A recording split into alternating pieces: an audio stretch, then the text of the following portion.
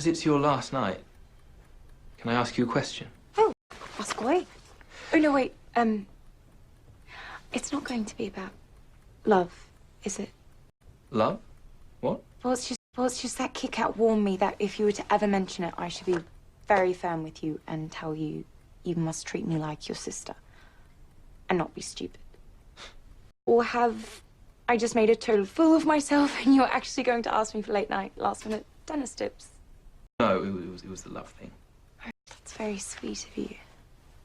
It's a shame you left it to the last night. You should have tried creeping along the corridor while we still had time.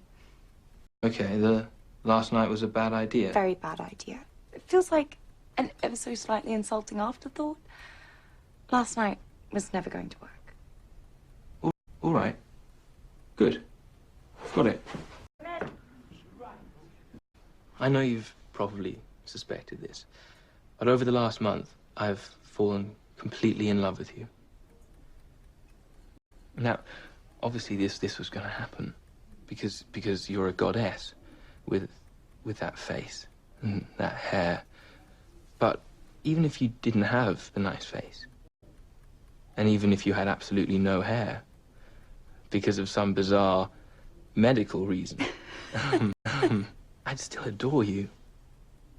And I just wondered whether by any chance you might share my feelings. Tell you what, why don't we see how the summer goes and then you ask me again on my last night? Your last night? Yes. Try me on the last night. See what happens then, shall we? Exciting. Right. That's a perfect plan. That's absolutely perfect. Last night. Last night. Thanks very much. Night-night, Timmy. Big lesson number 1. All the time travel in the world can't make someone love you. Bye! So the love of my life just drove away. And the very next day, it was my turn to leave. There you go. Don't spend it all at once. Thanks. Don't call too often. Your mother doesn't like to be disturbed.